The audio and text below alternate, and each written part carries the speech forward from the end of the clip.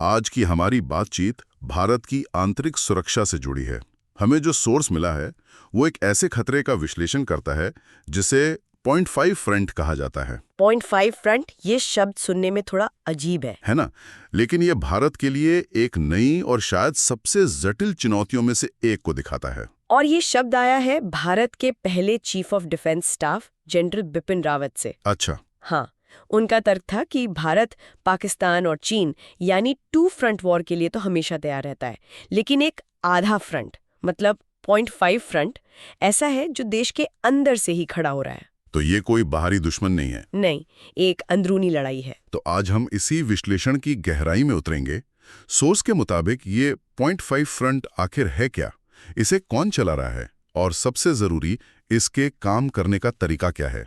चलिए इसे परत दर परत समझने की कोशिश करते हैं। बिल्कुल। तो सबसे पहले और सबसे सीधे सवाल से शुरू करते हैं। ये पॉइंट 5 फ्रंट है क्या? ये तो साफ है कि ये कोई पारंपरिक सेना नहीं है जिसके सैनिक हमें सीमा पर दिखाई दे। नहीं नहीं, बिल्कुल नहीं। सोर्स से किसी सेना के तौर पर नहीं, बल्कि देश के भीतर छिपे हुए कुछ हिडन प्रेशर्स या अदृश्य दबावों के एक नेटवर्क के रूप में देखता है। Hidden pressures? हाँ, ये वो ताकतें हैं जो दीमक की तरह भारत को अंदर से कमजोर कर रही हैं, और इसीलिए इंटेलिजेंस ब्यूरो जैसी एजेंसियां इसे बेहद गंभीरता से ले रही हैं। सोर्स में सब कन्वेंशनल लड़ाई और कॉग्निटिव डोमेन ऑपरेशंस जैसे कुछ भारी शब्द इस्तेमाल हुए हैं। अगर इसे आम भाषा में समझना हो तो इसका क्या मतलब है? देखिए, सोर्स के मुताबिक इसका सीधा मतलब है कि एक ऐसा सिंडिकेट है जो कई लेवल पर एक साथ काम करता है। कई लेवल्स पर? हाँ, मतलब समाज में नफरत और कंफ्यूजन फैलाना, फेक न्यूज और ये सब। बिल्कुल। फेक न्यूज, झूठी कहानियों के कैंपेन चलाना, प्रोटेस्ट्स को हवा देना, उन्हें फंड करना और युवाओं के दिमाग में जहर घोलना। मतलब ये सिर्फ जमीन पर लड़ाई नहीं है? ये उससे कई ज्यादा है।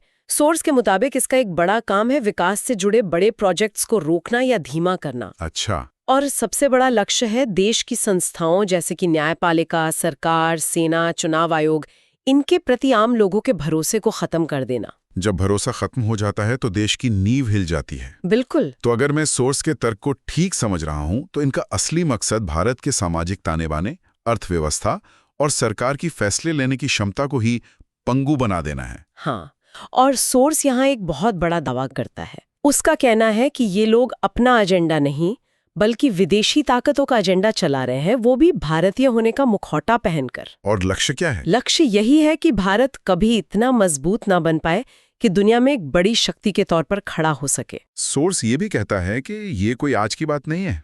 इसकी जड़ें बहुत पुरानी हैं, शायद 1960s-70s के दशक तक जाती हैं। सही है।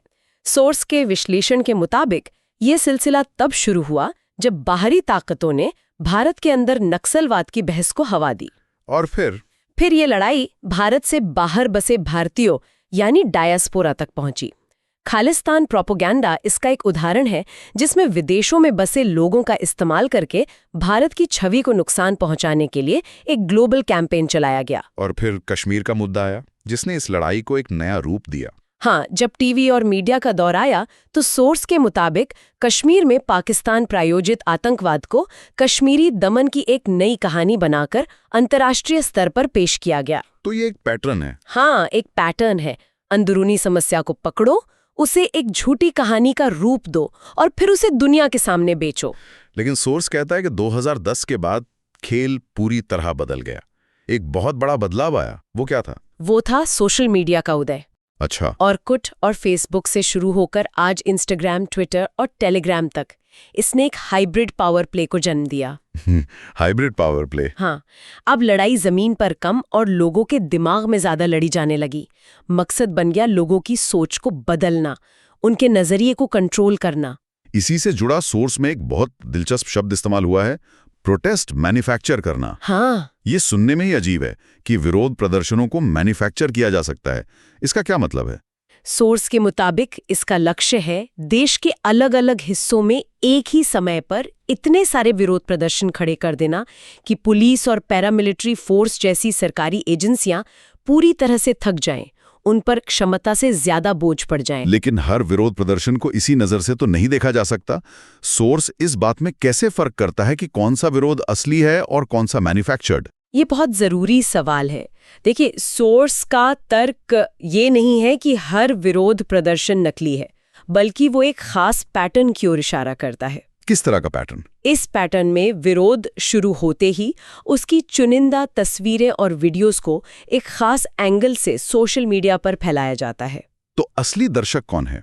इसका असली दर्शक देश की सरकार नहीं, बल्कि विदेशी मीडिया, मानवाधिकार संगठन और दूसरी सरकारें होती हैं। अच्छा, तो ये सिर्फ विरोध करना नहीं है, बल्कि विरोध का एक थिएटर बनाना है, जिसका मकसद दुनिया को ये दिखाना है कि भारत एक तानाशाही देश है जो अपने ही नागरिकों को क्रूरता से कुचल रहा है। बिल्कुल। सोर्स के मुताबिक ये घरेलू मुद्दों का अंतर्राष्ट्रीयकरण करने की एक सोची समझी रणनीति है, ताकि भारत की वैश्विक छवि पर दाग लगे, उस पर अंतर्राष्ट्रीय दबाव बने और वो रक्षात्मक मुद्रा में आ जाए। तो ये सिर्फ प्रोटेस्ट नहीं है, ये प्रोटेस्ट का भू राजनीतिक इस्तेमाल है। एग्जैक्टली। ये जो प्रोटेस्ट मैन्युफैक्चरिंग की बात है, ये तो तात्कालिक असर पैदा करने के लिए है, लेकिन क्या सोर्स किसी लंबी, ज्यादा गहरी रणनीति की तरफ भी इशारा करता है?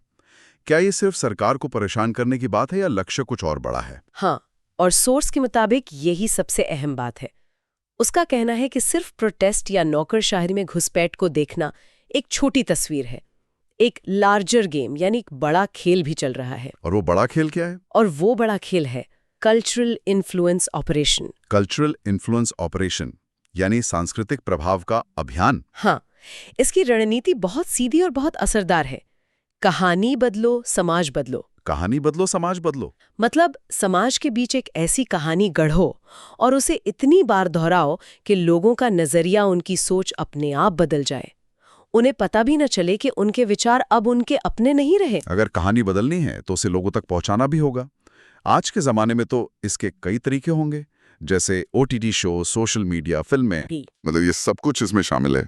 हाँ, सोर्स का तर्क है कि अगर आप ध्यान से देखें तो इन सब का धागा एक ही जगह जाकर जुड़ता है। और वो कॉमन थ्रेड या जुड़ाव क्या है? सोर्स के मुताबिक वो कॉमन थ्रेड है ये स्थापित करना कि भारत एक दमनकारी यानी ऑप्रेसिव देश है, जहां एक तानाशाही शासन है और जिसे हटाकर एक लिबरल और प्रगतिशील शासन लाना जरूरी है। और इसका मकसद?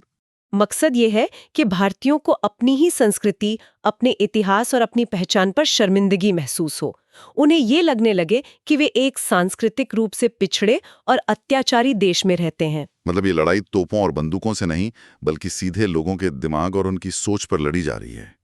ये तो बहुत ही गहरा विश्लेषण है। हाँ, और यहाँ से ये विश्लेषण और भी गहरा हो जाता है। एक मिनट, ये थोड़ा अजीब लगता है।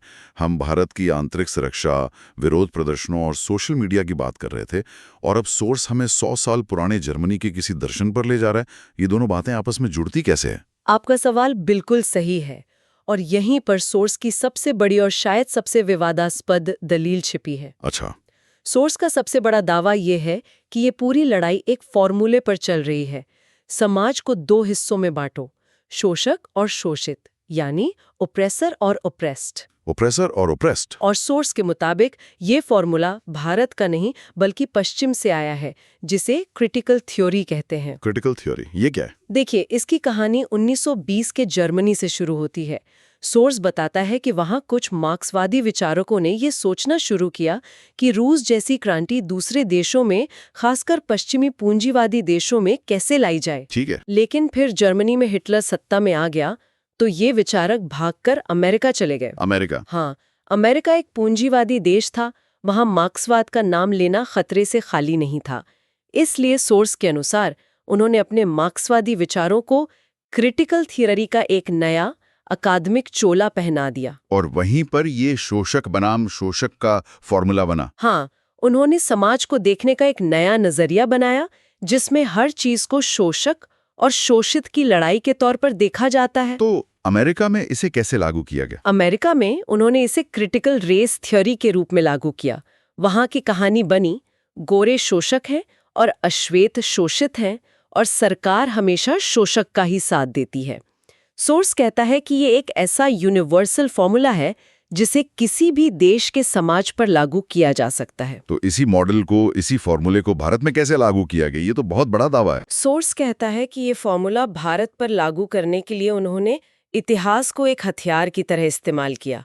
उनकी रणनीति थी भारत के इतिहास को इस तरह से दोबारा लिखो कि समाज अपने आप शोषक और शोषित के खेमों में बढ़ जाए। और इसका पहला कदम क्या था? और इसका पहला और सबसे बड़ा उदाहरण था आर्यन इन्वेजन थ्योरी को गढ़ना। वो थ्योरी जो कहती है कि आर्य बाहर से आए थे और उन्होंने यहाँ के मूल निवासियों पर हमला किया। हाँ, सोर्स का तर्क है कि इस थ्योरी को गढ़ा गया और फिर स्कूली किताबों के जरिए पीढ़ी दर पीढ़ी पढ़ाया गया। और इसका मकसद क्या था? इसका मकसद ये साबित करना था कि उत्तर भारत के लोग बाहरी हैं, वो मूल निवासी नहीं हैं, और अगर ऐसा है तो भारत एक राष्ट्र के रूप में तो बस 1947 में पैदा हुआ, ये कोई हजारों साल पुरानी प्राचीन सभ्यता नहीं है। तो सोर्स ये कह रहा है कि जो बहसें हम आज अपने समाज में देखते हैं, जैसे नॉर्थ साउथ डिवाइड या भाषाई तनाव, वो ऑर्गेनिक नहीं है, बल्कि दशकों पहले लिखी गई एक स्क्रिप्ट का हिस्सा है। सोर्स का इशारा इसी तरफ है। उसका कहना है कि आर्यन इन्वेजन थ्योरी से ही आर्यन बनाम द्रविड़ का विभाजन पैदा किया गया। अच्छा। उत्तर भारत के आर्य और दक्षिण भारत के द्रविड़, जिन्हें दो अलग और विरोधी संस्कृतियों के रूप में पेश किया गया। आज जो United states of south India जैसे विचार सामने आते हैं, सोर्स उनकी वैचारिक जड़ों को इसी गढ़ी हुई कहानी से जोड़ता है। ये तो देश को उत्तर और दक्षिण में बांटने की बात हुई। इसके बाद सोर्स हिंदू समाज के अंदर विभाजन की बात करता है। हाँ, सोर्स के मुताबिक ये दूसरा हमला था, और यह भी उसी शोषक बनाम शोषित मॉडल पर आधारित था। यहाँ वर्ण व्यवस्था को एक हथियार की तरह इस्तेमाल किया गया। किस तरह से? देखिए, सोर्स का तर्क है कि वेदों में वर्ण व्यवस्था जन्म पर आधारित एक कठोर व्यवस्था नहीं थी, बल्कि ये योग्यता और कर्म पर आधारित एक लचीली व्यवस्था थी, जिसमें एक वर्ण से दूसरे में जाना संभव था। लेकिन इसे पेश कैसे किया गया? लेकिन क्रिटिकल थ्योरी के फॉर्मूले ने इसे शोषक यानी ब्राह्मण और शोषित यानी बाकी वर्ण के एक कठोर और न बदलने वाले मॉडल में फिट कर दिया, ठीक वैसे ही जैसे अमेरिका में गोरे बनाम अश्वेत का मॉडल बनाया गया था। और इस कहानी को सही ठहराने के लिए, जैसा कि हर कहानी में होता है, एक विलन की जरूरत होती है। तो यहाँ किसे विलन बनाया गया? अब यहाँ सोर्स एक बहुत विवादास्पद तर्क देता है। उसका कहना है कि इस नैरेटिव को फैलाने के लिए मनुस्मृति को एक हथियार की तरह इस्तेमाल किया गया। मनुस्मृति? हाँ, सोर्स के विश्लेषण के मुताबिक मनुस्मृति को एक ऐसे केंद्रीय ग्रंथ के रूप में पेश किया गया जिसे पूरे हिंदू धर्म का पर्याय बना दिया गया। एक समीकरण बनाया गया, हिंदू इज इक्वल्स टू ब्राह्मण इज इक्वल्स टू मनुस्मृति। लेकिन ये तो सच नहीं लगता। ज्यादातर हिंदू घरों में तो भगवत गीता या हनुमान चालीसा मिलती है। मनुस्मृति तो शायद ही किसी ने देखी हो। सोर्स भी यही कहता है। उसका तर्क है कि क्योंकि इस नैरेटिव को एक टेक्स्ट की जरूरत थी, इसलिए मनुस्मृति को विलन बनाकर पेश किया गया, ताकि ये साबित किया जा सके कि हिंदू धर्म जातन एक शोषक विचारधारा है। तो अगर मैं इसे ठीक से समझ रहा हूं, तो सोर्स के मुताबिक ये एक ही पैटर्न है जो बार बार दोहराया जा रहा है। हाँ, पहले देश को उत्तर और दक्षिण में बांटा, फिर समाज को जातियों में, और हर बार कहानी वही, एक शोषक है और एक शोषित। ये तो एक पूरी फैक्ट्री की तरह लग रहा है जहां सिर्फ विभाजन पैदा किया जाता है। बिल्कुल। आर्यन बनाम द्रविड़, ब्राह्मण बनाम अन्य वर्ण, और फिर इसी को आगे बढ़ाकर हिंदू बनाम मुस्लिम, हिंदू बनाम सिख। सोर्स के मुताबिक मकसद समाज को इतने छोटे छोटे एक दूसरे से लड़ने वाले टुकड़ों में बांटना है कि वे कभी एकजुट ना हो सके। और जब एकता नहीं होगी तो विकास भी नहीं होगा। हाँ, क्योंकि लोग आपस में ही लड़ते रहेंगे और देश कमजोर बना रहेगा। सोर्स के अनुसार यही इस 0.5 फ्रंट का असली और दीर्घकालिक एजेंडा है। तो अगर सोर्स की इस पूरी थ्योरी को एक लाइन में समझें, तो ये एक वैचारिक वायरस की तरह है जिसे बनाया कहीं और गया और भारत के सामाजिक शरीर में इंजेक्ट कर दिया गया ताकि ये अंदर से खोखला हो जाए। आप इसे ऐसे कह सकती हैं। अगर हम इस पूरी चर्चा को समेटें तो 0.5 फ्रंट सिर्फ कुछ विरोध प्रदर्शन या राजनीतिक साजिश नहीं है। नहीं, ये उससे कहीं ज्यादा गहरा है। सोर्स के मुताबिक ये एक सांस्कृतिक हमला है जिसकी वैचारिक जड़ें पश्चिम की क्रिटिकल थ्योरी में है। और इसका मकसद? इसका मकसद भारत के इतिहास को फिर से लिखकर और उसकी संस्कृति पर हमला करके समाज को उत्तर दक्षिण, जाति और धर्म के आधार पर स्थायी रूप से बांट देना है। तो जो विरोध प्रदर्शन हमें दिखते हैं, जो विरोध प्रदर्शन हमें सड़कों पर दिखते हैं या जो डेवलपमेंट प्रोजेक्ट्स रुकते हैं, वे इस बड़ी लंबी चलने वाली परियोजना के महज लक्षण हैं, पूरी बीमारी नहीं। सोर्स इस बात पर बहुत ध्यान केंद्रित करता है कि ये कहानियां कैसे गढ़ी गईं, कैसे मैन्युफैक्चर की गईं। तो यहाँ से सोचने के लिए एक सवाल ये उठता है कि सूचना के इस असीमित युग में भी, जहाँ हर तरह की जानकारी हमारी उंगलियों पर है, ये दशकों पुरानी गढ़ी हुई विभाजनकारी कहानियां आज भी हमारी बातचीत और हमारी राजनीतिक पहचान पर इतनी मजबूती से हावी क्यों हैं?